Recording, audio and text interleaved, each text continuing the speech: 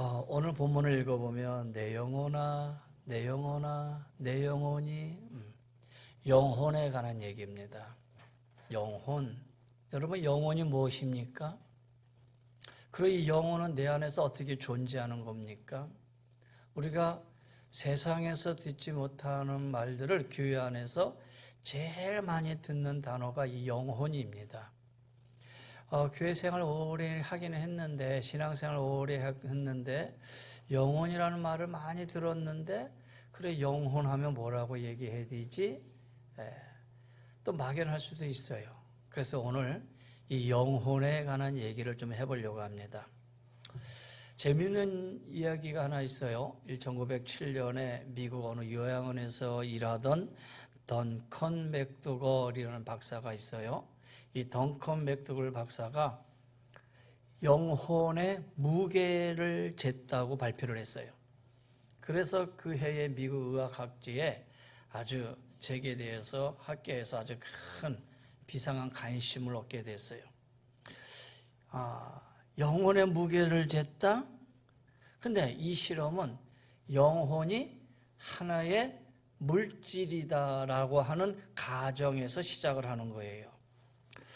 어떻게 실험을 했냐면 사람이 죽은 뒤 영혼이 육체를 떠나면 그것을 물리적으로 측정하는 것이 가능하지 않겠느냐라는 거예요. 영혼이 물질이라면 사람이 죽으면 이 영혼이 떠나갈 거 아니에요. 그러면 사람의 몸무게에 변화가 있지 않겠느냐. 그래서 당시 가장 정밀한 저울을 침대에다가 장착을 해서 임종 환자 6명의 무게를 4시간 동안 측정을 해요.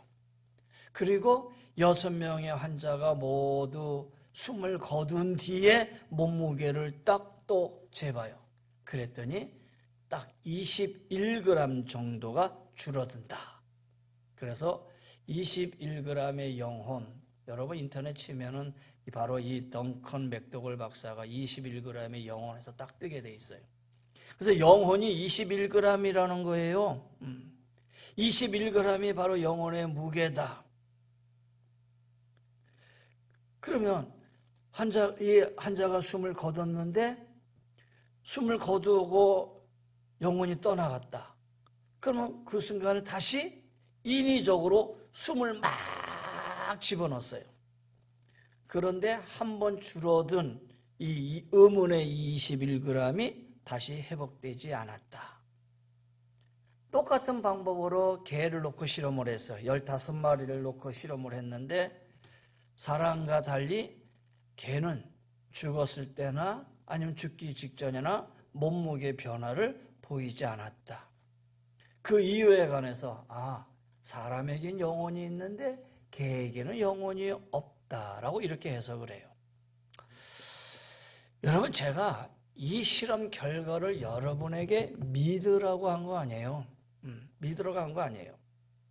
이 실험에서 우리는 성경과 부딪히는 아주 중대한 오류가 있어요. 그게 뭐냐? 과연 영혼이 물질이냐라는 거예요. 영혼이 무게가 있다는 것은 영혼이 영이 아니고 물질이라는 것이잖아요.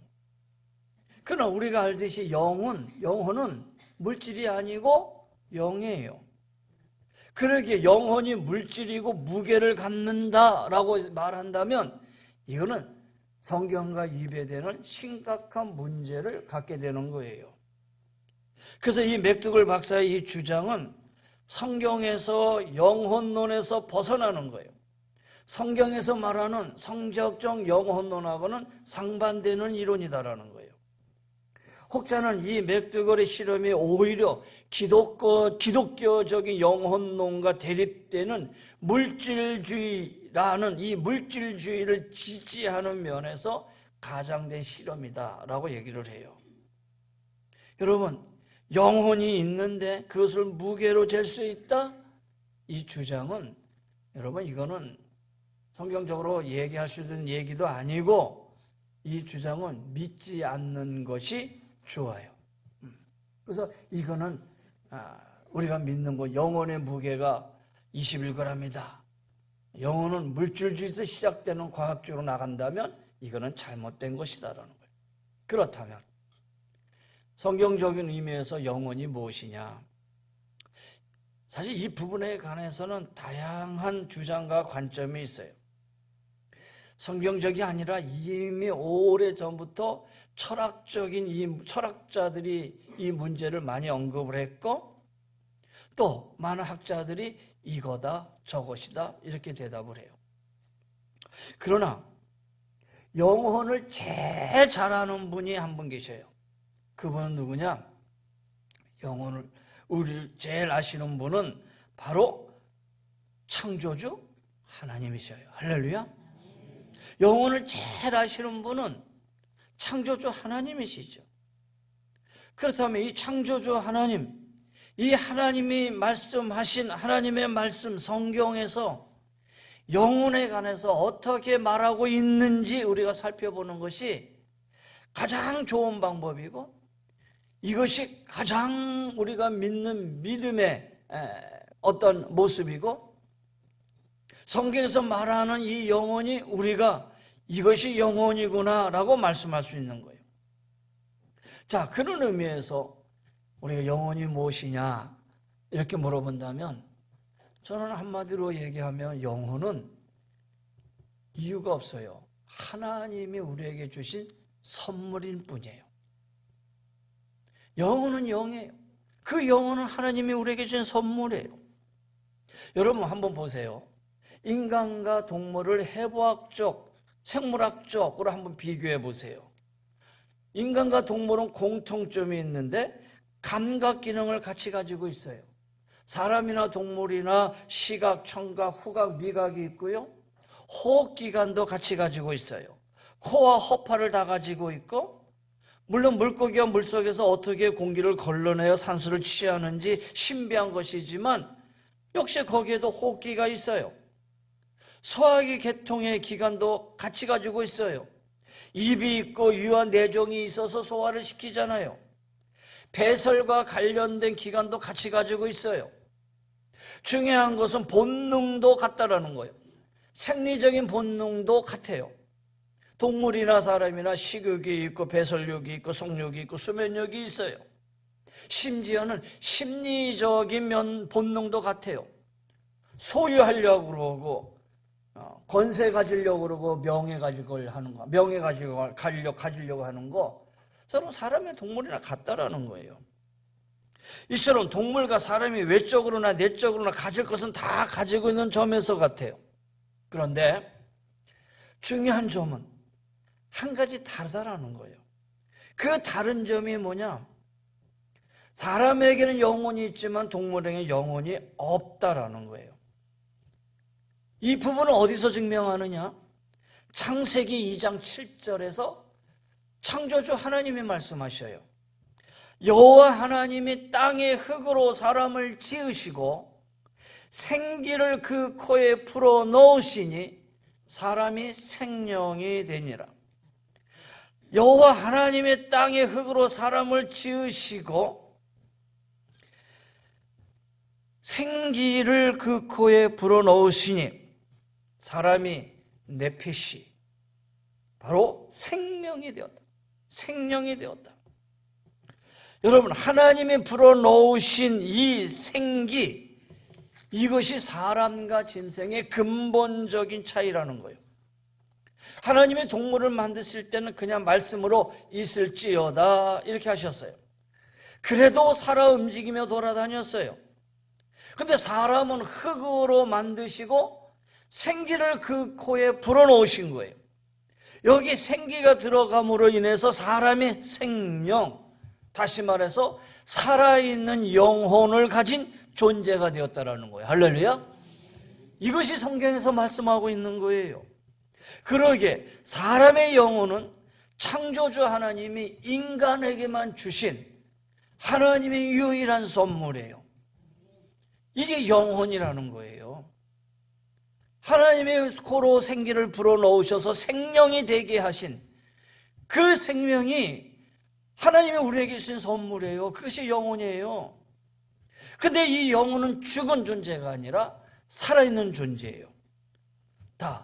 다시 보세요. 하나님은 흙으로 사람을 만드시고 생기를 불어넣으셨죠? 그럼 사람의 육신의 재료는 흙이에요. 그래서 창세기 3장 19절에 보면 네가 흙으로 돌아갈 때까지 얼굴에 땀을 흘려야 먹을 것을 먹으려니 내가 그것에서 취함을 입었음이라. 너는 흙이니 흙으로 돌아갈 것이니라, 이렇게 말씀하셨어요. 그런데 흙이 아닌 하나님의 생명을 받은 존재가 바로 인간이에요. 육신은 흙으로 돌아갈지 모르지만 이 육신, 흙의 존재에다가 하나님이 불어넣으신 생명을 받은 존재, 그래서 우리 육신이 살아 움직이는 거예요. 그러게 이 영혼은 우리 육신 속에 살아있어요. 영혼은 우리 안에서 살아 움직이는 것이다라는 거예요. 근데 문제는 이 영혼이 죄로 인해서 죽었다라고 성경이 얘기해요. 에베소 2장 1절에 보면 그의 허물과 죄로 인해서 죽었던 너희를 살리셨도다. 4장 4절에 보면은 긍휼이 풍성하신 하나님이 우리를 사랑하신 그 큰 사랑을 인하여 허물로 죽은 우리를 그리스도와 함께 살리셨고 너희는 은혜로 구원을 받았다라고 얘기하고 있어요. 그럼 이게 무슨 얘기냐? 원래 우리 영혼은 살아있는 존재인데 죄가 우리 안에 들어옴으로 인해서 그 죄로 말미암아서 이 영혼이 죽어요. 이 죽었다라는 말은 하나님과의 관계가 끊어졌다라는 거예요. 하나님과의 관계가 단절되었다, 이 말을 죽었다라고 표현하는 거예요. 긍휼이 풍성하신 하나님이 우리를 사랑하셔서 하나님과의 죄로 인해서 하나님과의 관계가 끊어진 우리의 영혼을 예수 그리스도를 통해서 다시 살렸어요. 그래서 우리 안의 영혼은 죽은 영혼이 아니라 살아있는 영혼이 된 거예요.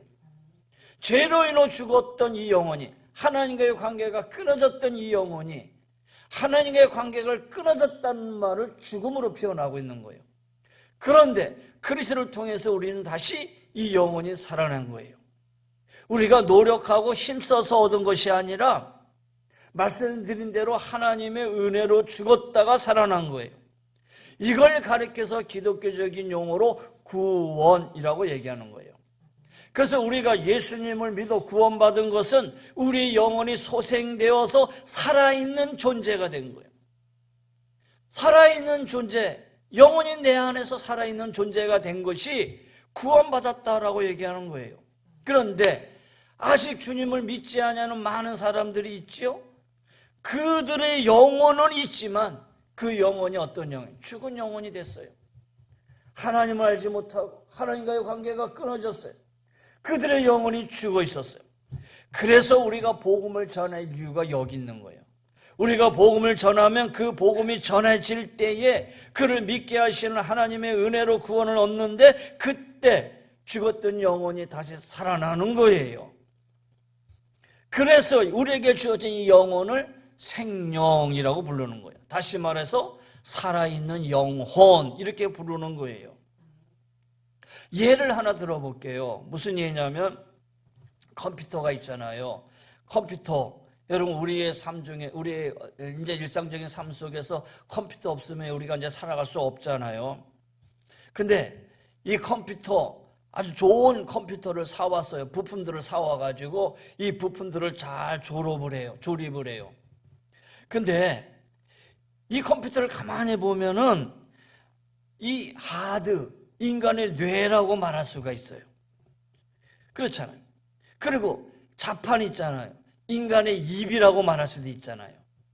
그리고 화면을 보세요. 인간의 모니터, 인간의 눈이라고 말할 수도 있잖아요. 이렇듯 다 이 부품들을 조립을 했어요.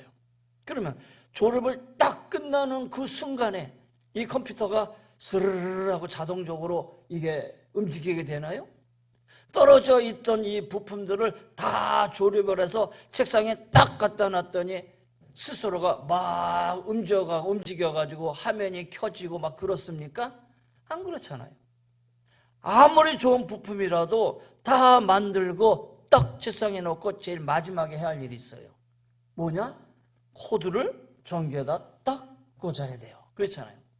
전기가 흘러가야지만이 이 컴퓨터가 작동이 된다는 거예요. 여러분, 예를 들어 여러분에게 말씀드린 거예요. 흙으로 사람을 지으신 하나님께서 하나님께로부터 흐르는 이 강력한 전류, 이 생명을 우리의 코에 불어넣으셨어요. 생기를 불어넣으셨어요.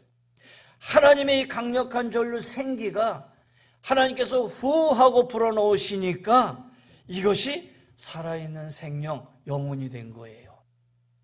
이게 바로 영혼이다라는 거예요. 아무리 좋은 컴퓨터라도 전원을 빼는 그 순간에 작동을 멈추게 되어 있어요. 그야말로 죽은 존재가 되는 거예요. 마찬가지로 우리 육체 속에 영혼이 빠져나가면 그는 즉시 죽은 존재가 되는 거예요. 이게 바로 우리 영혼의 모습이다라는 거예요.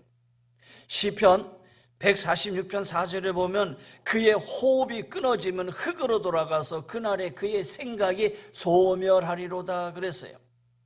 여기서 호흡을 생기로 번역할 수 있지요. 사랑하는 성도 여러분, 내가 예수님을 믿어서 구원받은 이 영혼에 대해서 여러분 감사하며 사시기를 바랍니다. 우리의 영혼이 살아있음을 믿으시고요, 그 영혼을 하나님 앞에 바로 세워나가는 우리 성도님들 되시기를 간절히 축원합니다. 또 영혼에 가서 한 가지 더 얘기한다면 무형이에요. 무형이지만 그 영혼은 인격체다라는 거예요. 말씀드린 것처럼 영혼은 형태가 있는 게 아니에요. 인간의 눈으로 볼 수 있는 것도 아니에요. 하나님의 영이시듯 인간의 영혼도 영이기에 보이는 형체가 없어요. 다시 말하면 앞에서 말씀드린 것처럼 영혼을 물질로 가장해서 달 수 있는 게 아니라는 거예요. 왜? 영혼은 물질이 아니기 때문에요. 사람 영혼은 하나님이 주신 살아있는 존재. 그래서 이 영혼은 인간의 인격체가 되는 거예요. 자, 오늘 본문 말씀 보세요. 내가 이 말씀을 읽은 이유가 바로 여기 있는 거예요. 하나님이요, 사심이 시냇물을 찾기에 갈급한 같이 내 영혼이 주를 찾기에 갈급하나이다. 여러분, 영혼이 어떻다고요? 갈급하대요. 하나님, 내 영혼이 하나님 곧 살아계신 하나님을 갈망하나니 내가 어느 때 나가서 하나님 얼굴을 배우리까? 내 영혼이 갈망하대요. 5절 말씀 보세요. 내 영혼이 내가 어찌하여 낙심하며 어찌하여 내 속에서 불안해하는가? 여러분, 내 영혼이 낙심도 한대요. 내 영혼이 불안도 한대요. 내 속에서 내 영혼이 낙심도 하고 불안해하기도 해요. 그리고 우리가 자기 영혼에게 말하기도 하잖아요. 어째요 내 영혼이, 우리가 영혼에게 지금 말하고 있잖아요. 이것은 영혼이 인격체라는 증거예요.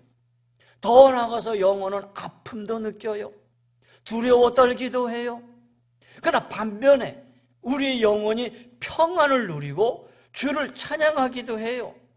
이 영혼은 인간의 행동을 지시하기도 하고요, 이 영혼은 하나님의 은혜를 사모하기도 하고요, 또 좋은 일로 만족할 수도 있어요. 한마디로 영혼은 형태는 없지만 우리 속에 살아 움직이는 인격체다라는 거예요. 그래서 하나님을 만나고 하나님을 느끼고 하나님을 섬기도록 하는 거예요. 사랑하는 성도 여러분, 여러분 지금 육체로 앉아서 지금 예배 드리죠? 그러면 육체로만 앉아있다면 여러분의 예배는 껍데기가 되는 거예요. 그러나 육체로 앉아서 예배 드리지만은 우리의 영혼으로 하나님 앞에 예배하는 거예요. 할렐루야. 우리의 영이 하나님을 찬양하는 거예요. 우리의 영이 하나님을 향해 기도하는 거예요. 하나님이 우리를 바라보시고 우리가 영으로 드려지는 이 예배를 하나님이 지금 받으시고 계시는 거예요. 우리의 예배를 그래서 영으로 드리는 예배다라고 얘기하잖아요. 그래서 이 영혼은 살아있는 인격체다라는 거예요. 자, 그렇다면 이렇게 이 영혼은 하나님이 우리에게 은혜를 주셨고 이 영혼은 지금 살아있는 것이고 그 다음에 이 영혼은 바로 우리가 하나님의 은혜 가운데 이 영혼을 가지고 있는데, 그렇다면 이 영혼을 어떻게 관리해야 되느냐, 이게 중요하죠. 여러분 육신 관리 잘 하시잖아요. 운동도 하고 먹는 거 가리기도 하고 그렇잖아요. 아름답게 꾸미기도 하고. 그 육신은 이렇게 관리를 하는데 그럼 우리 영혼도 관리하셔야 되잖아요. 그럼 이 영혼은 무엇으로 사느냐? 하나님의 은혜로 사는 거예요. 이 영혼은. 예수를 믿지 않는 영혼은 잠든 영혼이고 죽은 영혼이에요. 이 영혼을 살리려면 무엇이 필요하느냐? 다른 것이 아니라 하나님의 은혜가 있어야 돼요. 하나님의 은혜로 인해서 우리가 구원을 받아요. 앞서 말씀드린 것처럼 에베소 2장 8절 보세요. 너희는 그 은혜에 의하여 믿음으로 말미암아 구원을 받았으니 이것이 너에게서 난 것이 아니요 하나님의 선물이라고 그랬어요. 그 은혜에 의하여 믿음으로 말미암아 구원을 받았다. 여러분, 하나님의 은혜가 없으면 우리의 영혼은 소생할 수도 없고 살아날 수도 없는 거예요. 그 은혜로 하나님이 우리를 살리셨어요.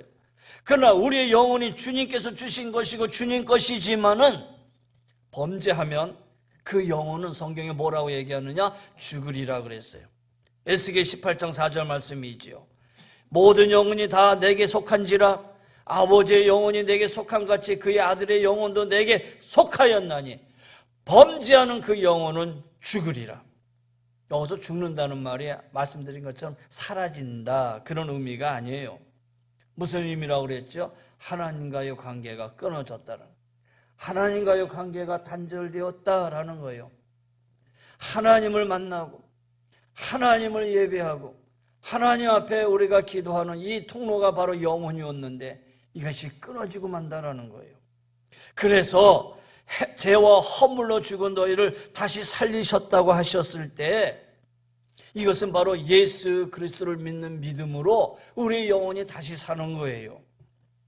그래서 우리가 전도해야 할 이유가 여기 있어요. 왜 전도해야 되느냐? 전도하면 그 죽었던 영혼을 다시 살리는 일을 하시는 거예요. 이 사람이 죽었던 영혼을 다시 살리는 일이 바로 전도라는 거예요. 그래서 이 전도는 생명을 주는 일이에요. 이 전도는 이 사람의 생명을 살리는 일이다라는 거예요. 병원에서 의사만 생명을 살리는 게 아니라 여러분 교회에서 여러분의 전도로 통해서 우리는 이 죽은 영혼을 살리는 일을 하는 것이다라는 거예요. 그래서 전도가 중요한 것이에요.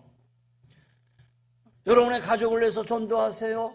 신랑을 전도하시고 그다음에 자녀들을 전도하세요. 이렇게 말하면 목사님 그냥 냅둬요. 내비를 두세요. 뭐 때가 되면 되겠죠. 믿음이 대단히 좋기는 좋은 것 같은데 사람의 내일을 우리가 어떻게 알고 살아갑니까? 그래서 우리가 전도해야 할 이유가 여기 있는 거예요. 그래서 우리는 하나님 앞에 하나님의 은혜로 하나님 다시 한번 우리에게 은혜를 허락해 주세요. 하나님의 은혜가 그 심령에 임하게 해주세요. 하나님의 은혜를 간구하셔야 돼요. 그래서 이 영혼은 하나님의 은혜로 사는 거예요. 하나님의 은혜가 아니면 우린 살아갈 수가 없는 존재들이지요. 그래서 영혼은 하나님의 은혜로 사는 거예요. 또 이 영혼은 말씀이 있어야 되는 거예요. 말씀이. 여러분 육신의 양식은 밥이잖아요. 여러분 육신을 살기 위해서 밥을 먹잖아요. 영혼의 양식은 말씀이에요. 마태복음 4장 4절 말씀 아시죠? 예수께서 대답해 이르시되 기록되었으되 사람이 떡으로만 살 것이 아니에요 하나님의 입으로부터 나오는 모든 말씀으로 살 것이니라. 육신은 떡이 필요해요. 마찬가지로 우리의 영혼은 하나님의 말씀이 절대적으로 필요하다라는 거예요. 여기 보세요. 사슴의 신함을 찾기에 갈급한 같이 내 영혼이 주의 말씀을 갈급해야 된다는 거예요. 그래서 영적인 사람은 말씀을 못 들으면 갈증이 나게 돼 있어요. 갈급함이 일어나게 되었어요.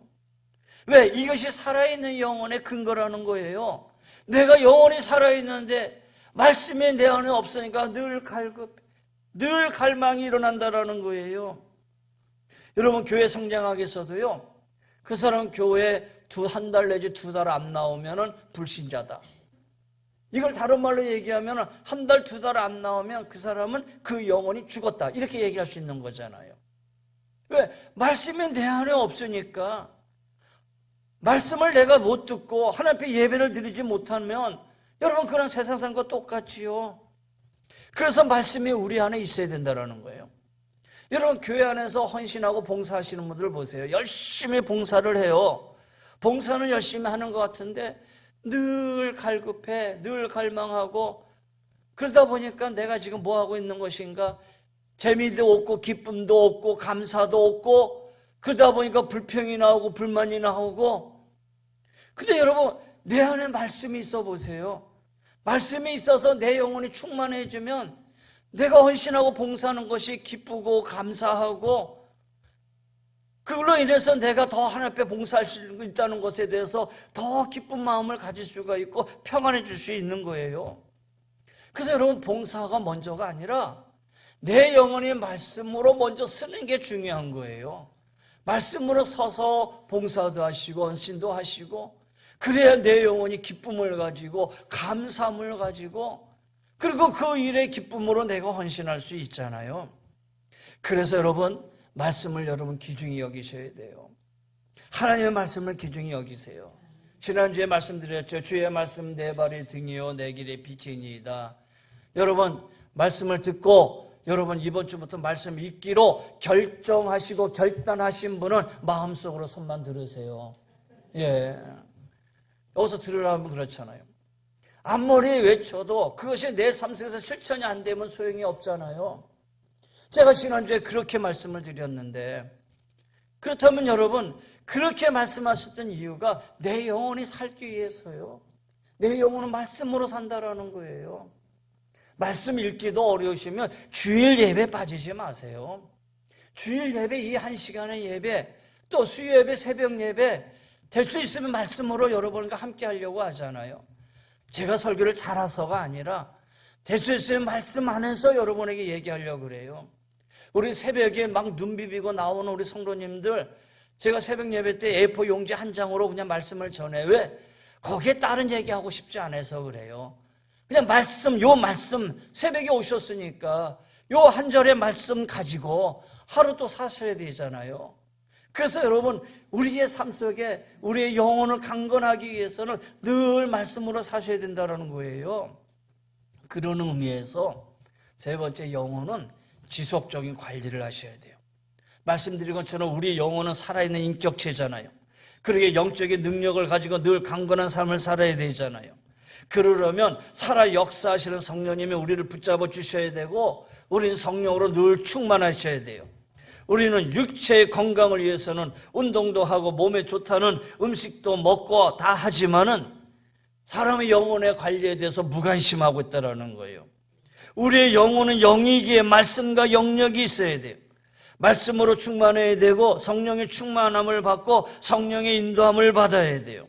그래야지만 우리 영혼이 강건해진다는 거예요. 그래야지만 원수마귀를 이길 수 있다는 거예요. 사랑하는 성도 여러분, 여러분의 영혼의 상태가 지금 어떤 상태입니까? 혹시 말씀의 기근은 없는지요? 여러분, 말씀과 성령이 충만한 가운데 있는지, 말씀이 살아있고 하나님의 영이 우리 속에 거하며 우리는 강건한 그리스도인이 될 수 있는 거예요. 우리 속에 하나님의 영이 거하시면 우리는 육신에 있지 아니에요.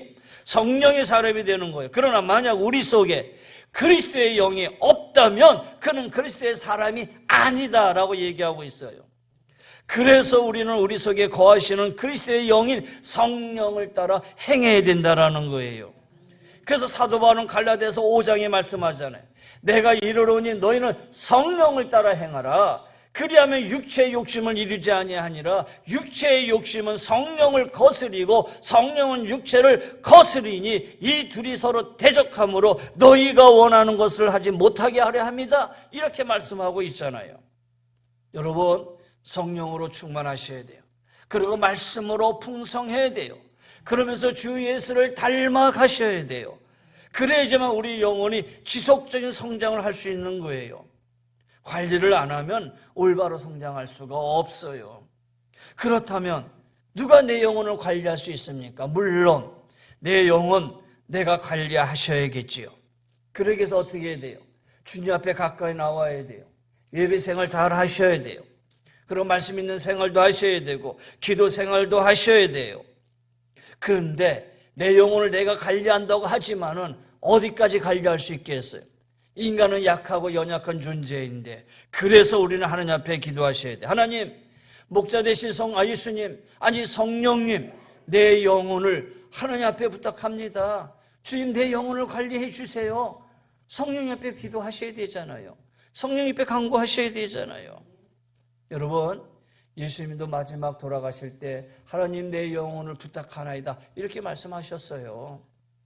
그러게 여러분, 우리의 영혼을 잘 관리하시기를 바랍니다. 그러기 위해서 성령님 앞에 기도하시길 바랍니다. 성령님 앞에 의탁하시기를 바라요. 여러분의 영혼이 건강하셔야 돼요. 이제 2024년도 시작을 하셨어요. 또 평생 내가 믿음 가지고 여기까지 왔어요. 그냥 육체적으로는 그냥 예배 신앙생활 한 줄 모르지만 영혼에 관심이 없이 살았다면 지금부터 여러분의 영혼을 잘 관심을 가지시고 영혼을 관리하시기를 바랍니다. 그래서 우리가 주님 앞에 섰을 때에 하나님 앞에 잘했다 칭찬받는 그런 성도들이 되셔야 되잖아요. 요한 3세 요한은 얘기합니다. 내 영혼이 잘된 같이 이렇게 얘기하고 있어요. 영혼은 우리가 보지도 않고 그 다음에 내가 잘되고 그 다음에 강건해진다, 요 말씀만 가지고 우리가 아멘 하는데 아니에요. 내 영혼이 잘 되어야 돼요. 할렐루야. 여러분의 영혼이 잘 되시기를 바랍니다. 여러분의 영혼이 강건하시기를 바랍니다. 여러분의 영혼이 건강하시고요, 그 안에 여러분의 영혼이 평안하시기를 바랍니다. 말씀 정리합니다. 우리 영혼은 언젠가 주님 앞에 서게 됩니다. 육신은 죽어 땅으로 가지만 우리의 영혼은 하나님의 심판대 앞에 서게 됩니다. 말씀드린 것처럼 예수님도 운명하시면서 아버지, 내 영혼을 아버지께 부탁합니다 하고 하나님께 영혼을 의탁하셨어요. 그래요. 우리 영혼도 언젠간 주님 앞에 가게 됩니다. 문제는 심판이 있는 거예요. 고린도후서 5장 9절입니다. 그런즉 우리는 몸으로 있든지 떠나든지 주를 기쁘게 하는 자 되기를 힘쓰노라. 이는 우리가 다 반드시 그리스도의 심판대 앞에 나타나게 되어 각각 선악간에 그 몸으로 행한 것을 따라 받으려 합니다. 사랑하는 성도 여러분, 예외 없습니다. 우리 다 합니다. 우리 전부 다 하나님 앞에 서게 됩니다. 바라기는 이날에 주님 앞에서 잘했다 칭찬받는 우리 복된 영혼들 다 되시기를 주의 이름으로 간절히 권면하며 축원합니다. 우리의 겉살은 후패지지만 우리의 영혼, 여러분의 속사람은 날로 새로워질 수 있는 그런 영혼의 강건함을 가지시고 마지막까지 믿음으로 승리해 나가는 우리 사랑하는 귀한 성도들 다 되시기를 주의 이름으로 간절히 권면하며 축원합니다. 기도하십시다. 여호와는 내게 복을 주시고 너를 지키시기를 원하며 여호와는 그의 얼굴을 내게 비추사 은혜 베푸시기를 원하며 여호와는 그 얼굴을 내게로 향하여 드사 평강 주시기를 원하노라. 이제는 우리 주 예수 그리스도의 은혜와 우리 하나님의 그 무한하신 사랑하심과 성령님의 감화감동 면려 인도 충만하여 주심이 내 영혼을 내 영혼으로 하나님을 찬양하고 예배하고 내 영혼이 강건하기를 원하는 우리 사랑하는 귀한 성도님들 위해, 저희들의 가정 위에, 삶의 터전 위에, 우리 모두 위에 주의 은혜가 영원히 항상 함께하여 주시기를 간절히 축원하옵나이다. 아멘.